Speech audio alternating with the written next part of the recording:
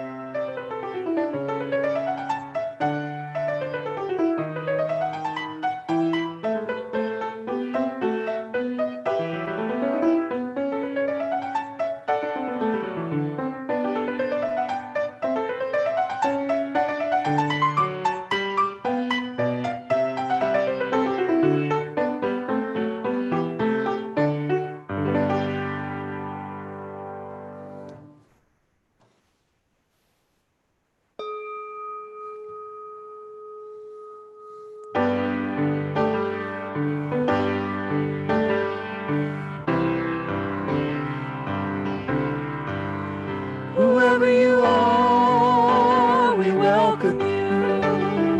Wherever you come from, we welcome you. Whomever you love, we welcome you. Whoever you love, We welcome you.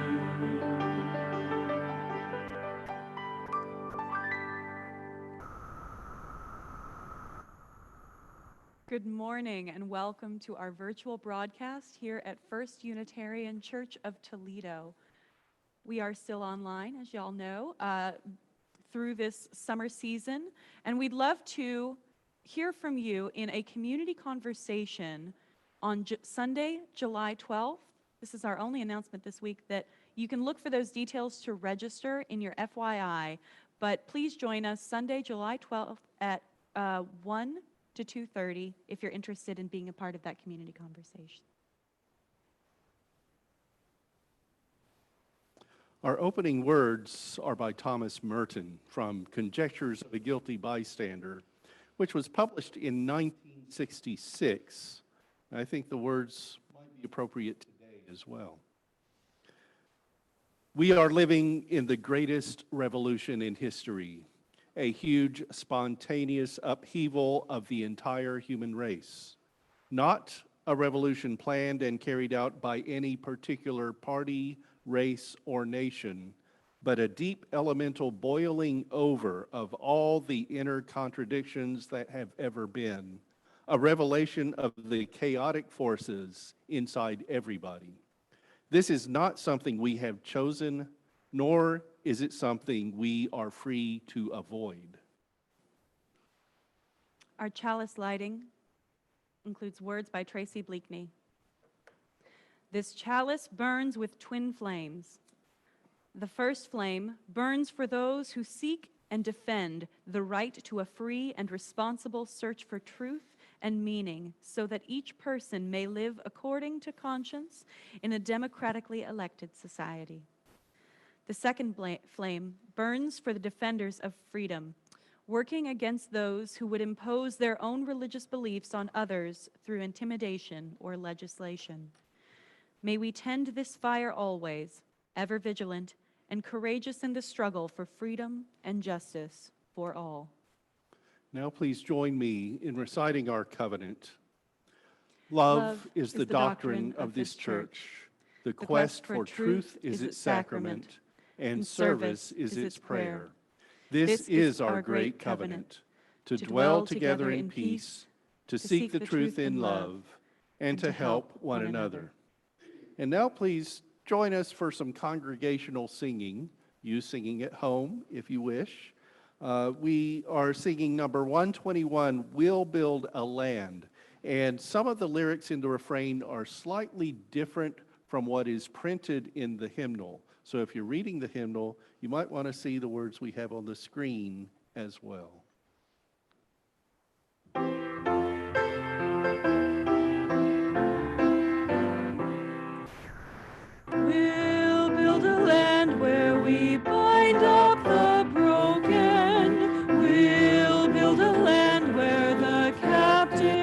so free, where the oil of gladness dissolves all mourning. Oh, we'll build a promised land that can be. Come, build a land where siblings and cousins, anointed by love, may then create peace, where justice shall roll down like waters, and peace like an ever-flowing stream. We'll build a land where we bring the good tidings to all the afflicted and all those who mourn, and we'll give them garlands instead of ashes. Oh, we'll build a land where peace is born. Come, build a land where siblings and cousins, anointed by love, may then create peace, where justice shall roll down like waters, and peace like an ever-flowing stream. We'll be a land building up ancient cities, raising up devastations from old, restoring ruins of generations. Oh, we'll build a land of people so bold.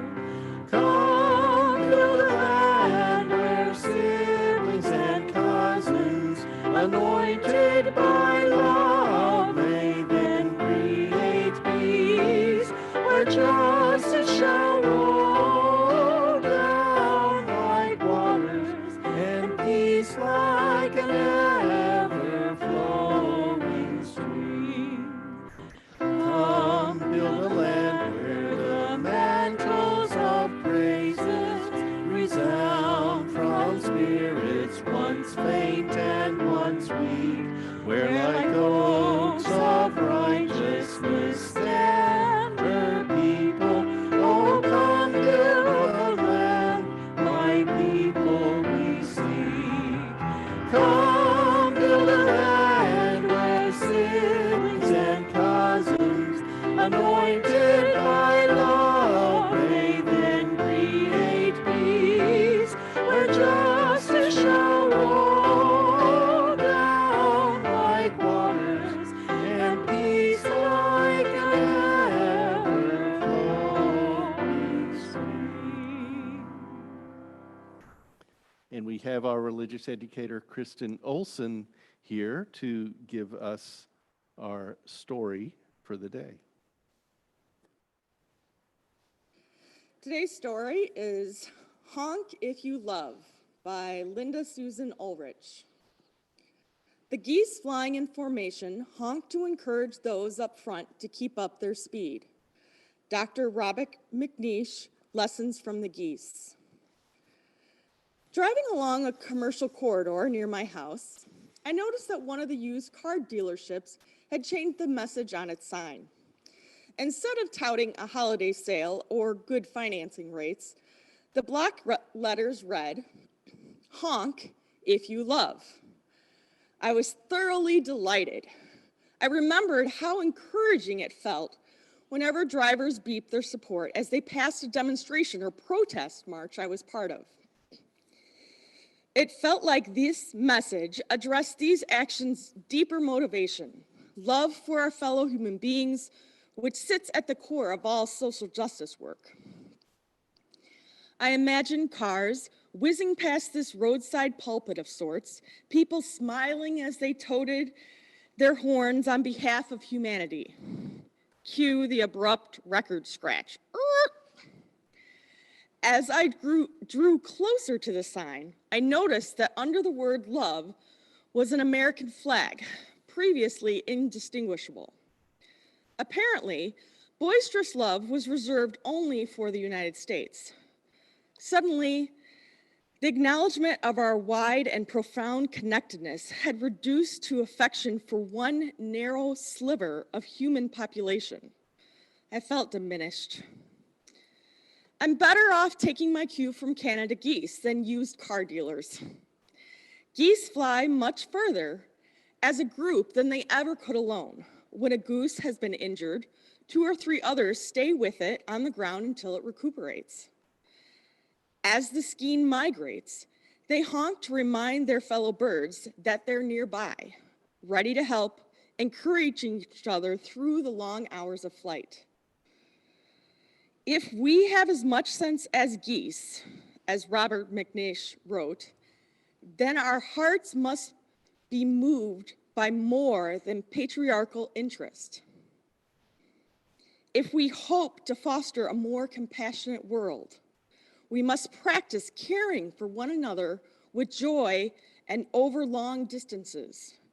If justice is to be realized, then our voices must speak loudly, even boisterously, of love.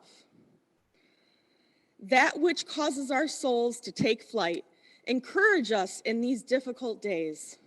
Remind us that those beyond our circles, our borders, our walls, are embraced by the same immeasurable love by which we are all held. Help us demonstrate kindness in all we do, and grant that we may indeed have as much sense as geese. Thank you. Now it's anthem time. Today's anthem is There Is More Love Somewhere. I'm joined as always by Bonnie Rowe on piano. Off camera, but on piano.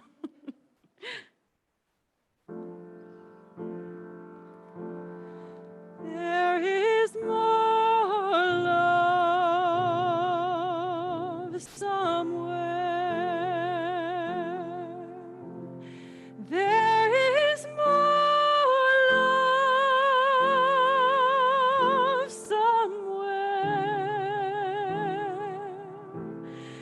I'm gonna keep on till I find it. There is more love somewhere. There is more hope somewhere. There is more hope somewhere.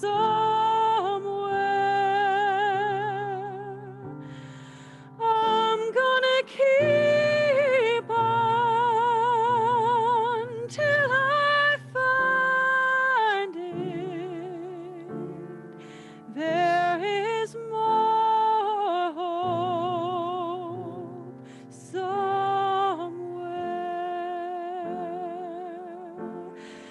There is more peace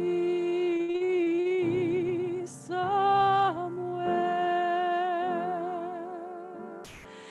There is more peace somewhere. I'm gonna keep on till I find it. There is more peace somewhere.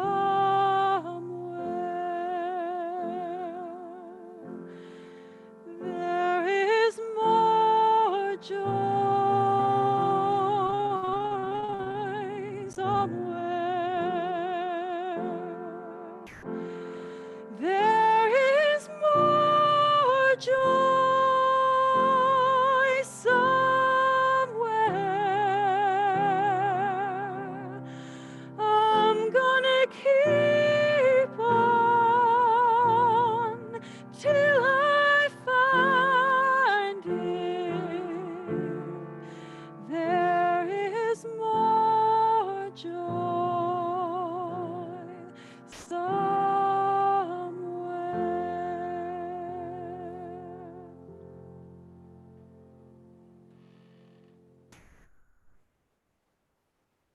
much gratitude to Mickey and to Bonnie for good anthems.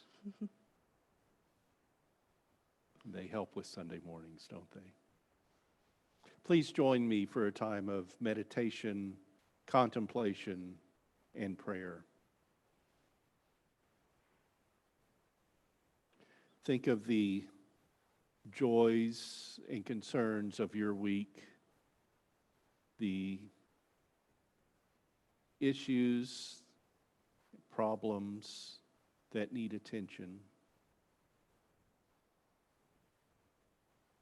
items of praise, items even of laughter. And of course, there is grief as well.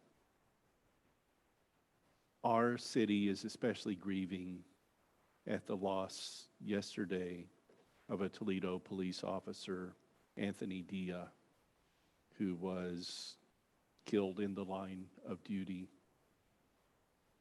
And we give our support to him, to the police officers and other people in law enforcement in our own congregation. And we do grieve.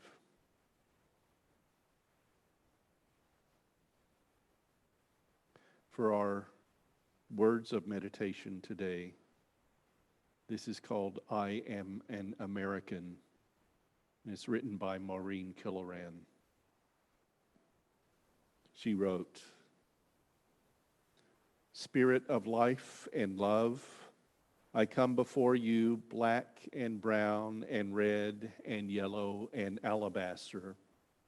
I come longing for the simpler days that truly never were our lot, and I am an American.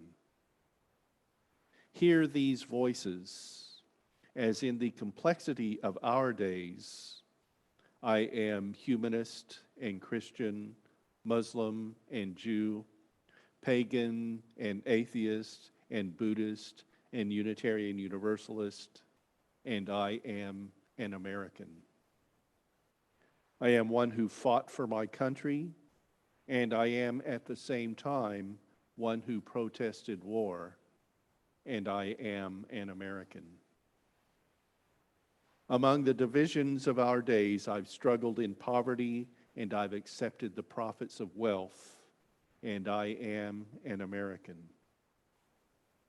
I am an owner of weapons, and I am one who would control our nation's guns by limiting the who's and what's and how's, and I am an American.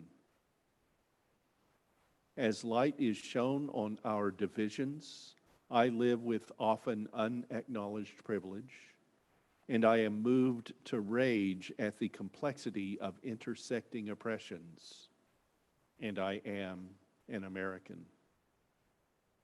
In the challenge of our days, I am one who supports my country, right or wrong, and I am one who claims the traditions of dissent, and I am an American. In this polarized season, I am Democrat and I am Republican. I am libertarian and I am independent. I am green and I am confused, and I am an American. Spirit of hope, sit with us in our diversities. Help us hear one another in our divisions.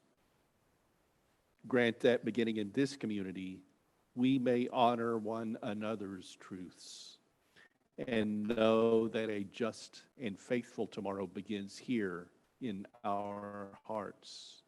For with all our problems, with all our pain, with all our limitations and mistakes, we are Americans. And let's observe 1 minute of silence.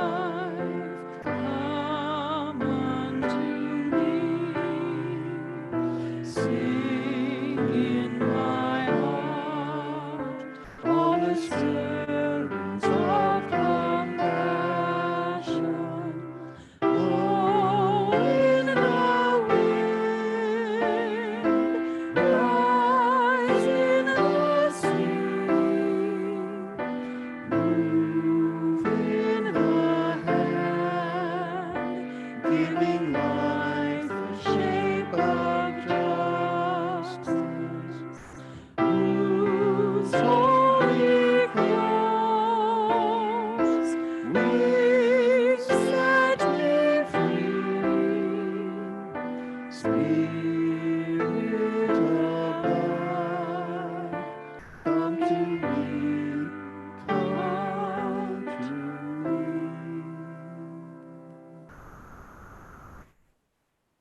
Today's reading is called Dependence Day by John Daniel. It would be a quieter holiday. No fireworks or loud parades. No speeches, no salutes to any flag. A day of staying home instead of crowding away.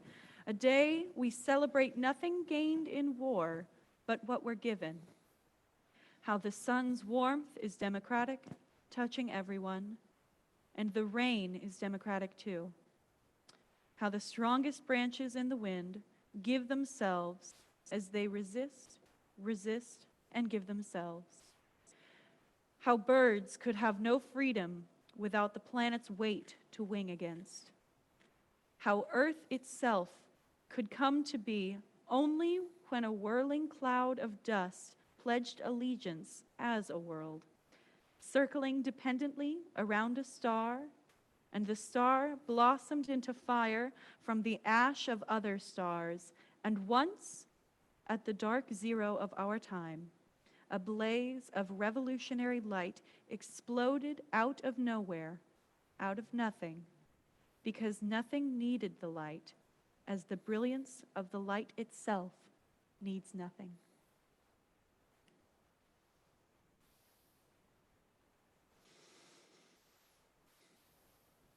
Yesterday was Independence Day. Today continues the holiday weekend. And this year has not been how you envisioned a July 4th celebration. True?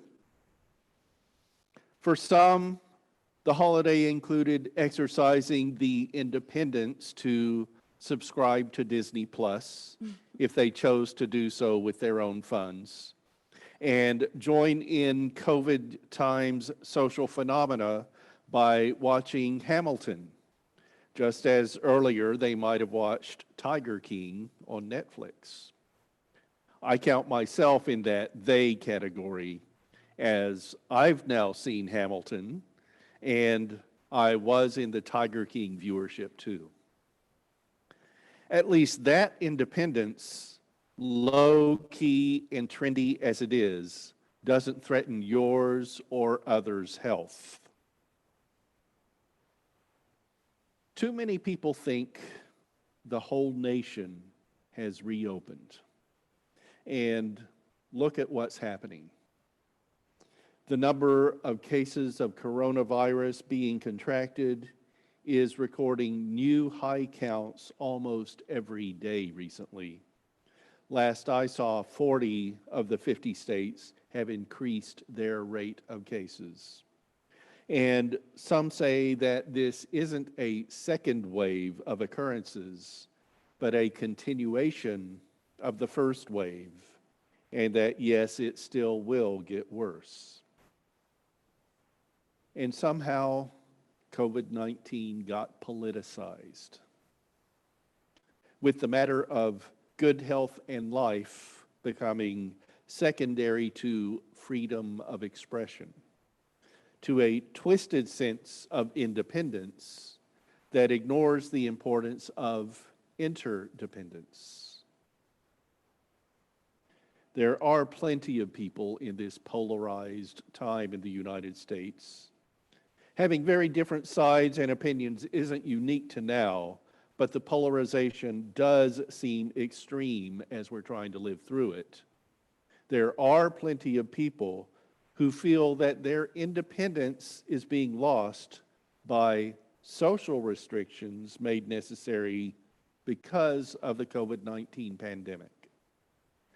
They won't wear masks because the local or state government tells them to, as do federal experts who are being undermined by the actions of the executive branch of the U.S. government.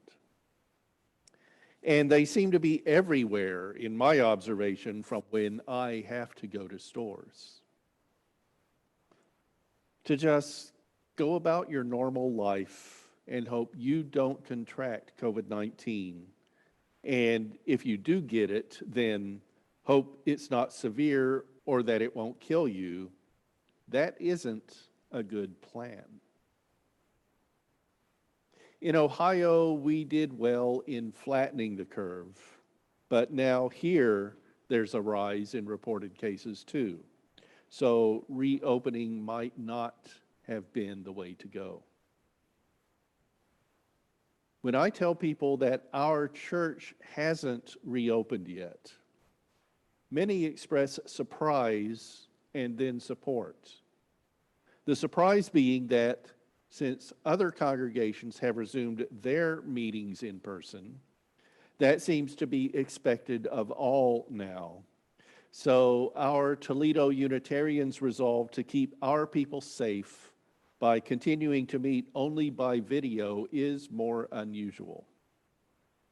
I really don't want our church to be the site where someone catches coronavirus from a congregant.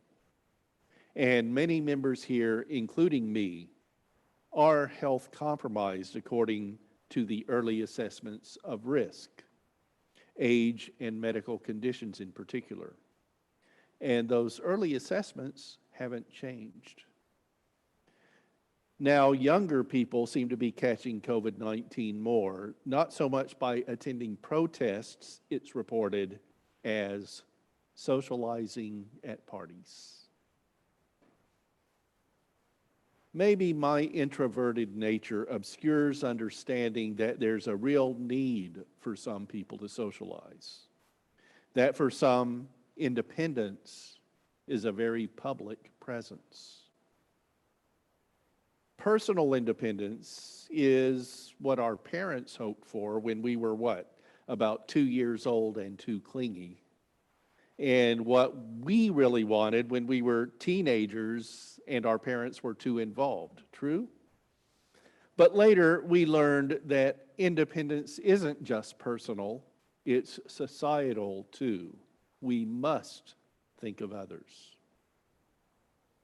Exercise your independence using wisdom.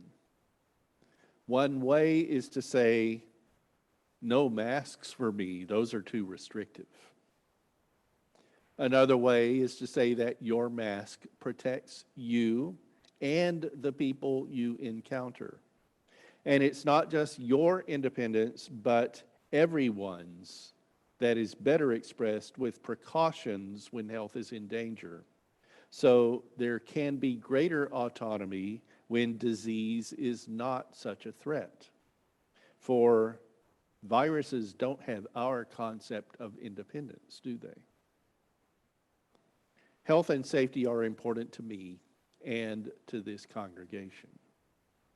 Most of us are still not ready to resume our lives in the world as they were before the pandemic raised our consciousness. By living our Unitarian Universalist principles, we're not trying to tangle the interdependent web of all existence. And at the same time, that helps us to care for ourselves. I think a lot of us are feeling independence deprived at this Independence Day time. I know there are some activities I'd like to do, places I'd like to go that are suppressed, if not for all practical purposes forbidden during the coronavirus epidemic. To have a full restaurant experience, for example, not just a meal prepared, but to go, say, to a restaurant with friends, get a beverage, speak with my companions over appetizers, have a meal that would be too much trouble to prepare and clean up at home, and maybe even eat dessert. Even with restaurants that observe social distancing and that have staff that take full precautions, it's scary even to figuratively dip your toe in by getting a counter order and sitting in the restaurant to eat. It's hard for me to imagine that some people are comfortable having large dinner parties without personal protective equipment. I don't call that independence. But we haven't set our independence aside. We're in scary times, not just for health, but in government too. It might be hard to call us independent in the current federal government. Our current president isn't ruler for life, though. Although he kept his position after impeachment, the people have the opportunity to vote in November. And our own UU the Vote movement is working to be sure there is access in places where there is the potential for voter suppression. And UU the Vote also helps to get eligible people registered to vote. There is opportunity to elect a new president or to keep the one we have. Declare your independence and, if you can, vote. Congress will also get past the deadlock of the past, 40 years, when ideology got more prominence than governing for the greater good. UU the Vote, friends, to get better office holders representing us, not just for our views, but to build community. We Unitarian Universalists like to be in community, and that's one of the independence factors for us. We don't have a set creed that all are expected to believe.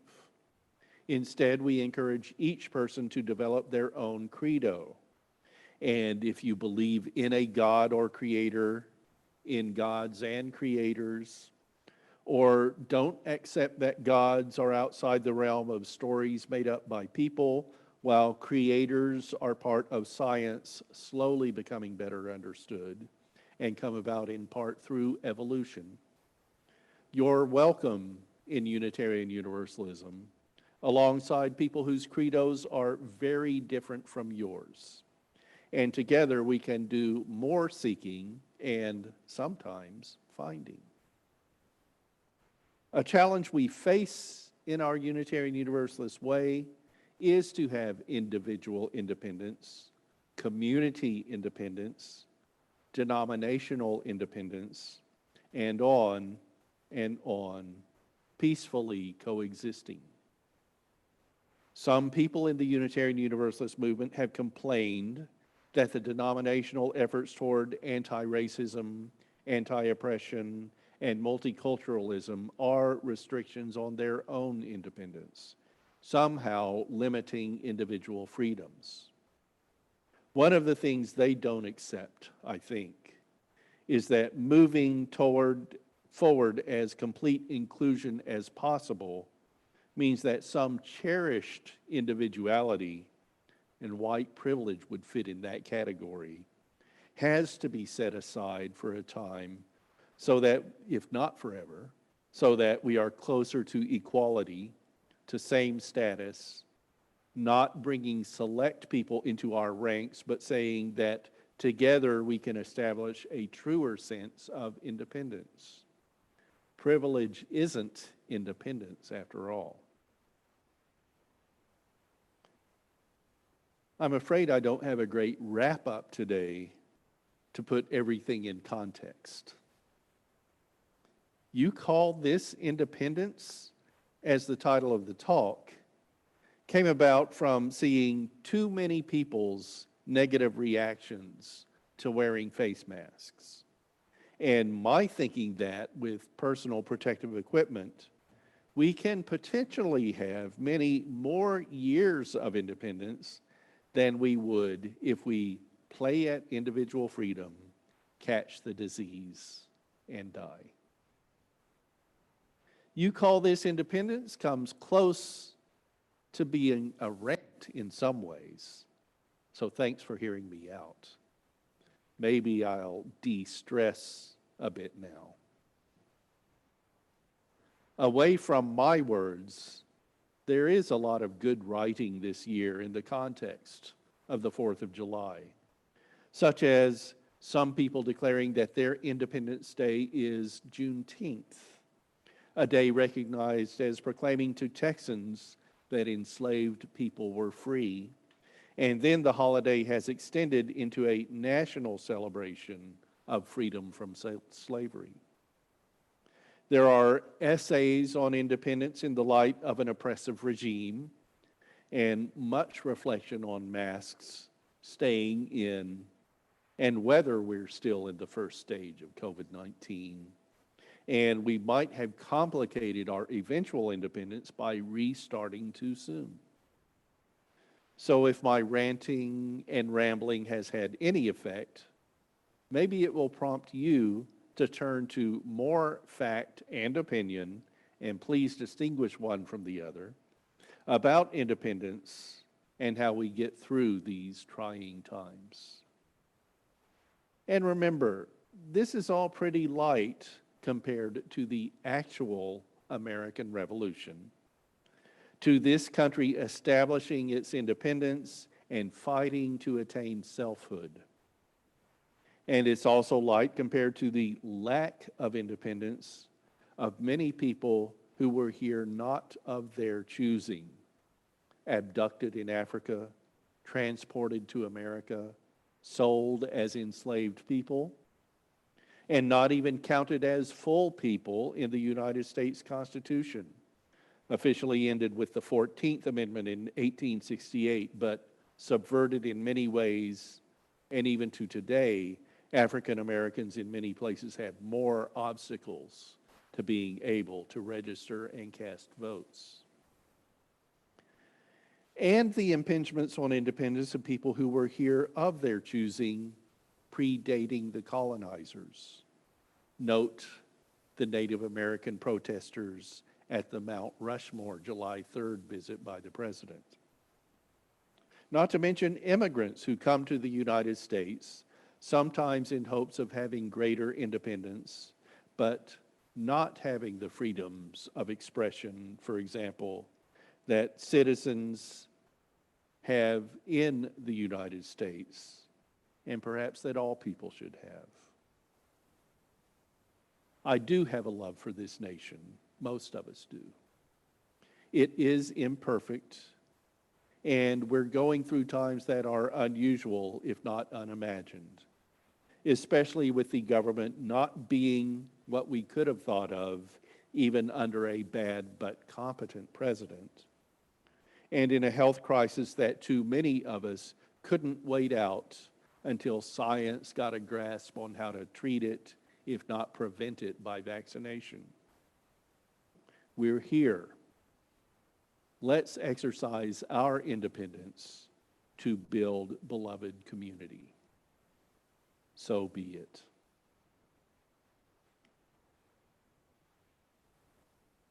Amen.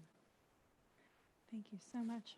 And as we build beloved community, we invite you all to check in with someone in your congregation, have a little membership moment in the comments, and do visit us as you're able at uutoledo.org. You can find a donate button, and you're able to give as much, there we are, as you're able. We also do always, there we are,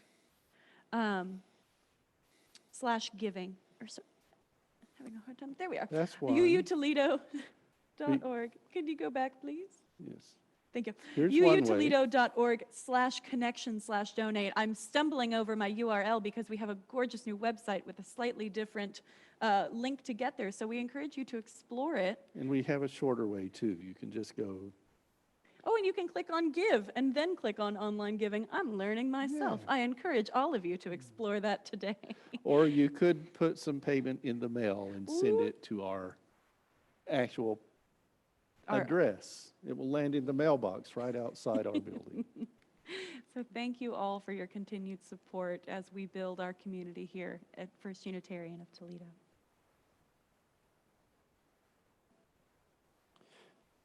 So for coming soon, for next week's spiritual adventures, what I have, and I hope it is next week, it could have been today, I'm not certain. I think it's next week, is Krista Schneider with Lightening Your Mood, Laughs from Krista. That's today? That was today? It's a good question. Okay, many people are pointing that that was today. So I hope your mood was lightened by Krista before I dampened it so much with my preaching. But next week, we will have a 10 a.m. Spiritual Adventures Forum. And then the service at 11 o'clock will be presented by Judy Troutman with Difficult Journeys, the title, the service topic. And we do invite you to join us today immediately after service for our social hour on Zoom. Go ahead and grab a cup of coffee, cup of tea, whatever you like, and join us at this address. We'd love to see you.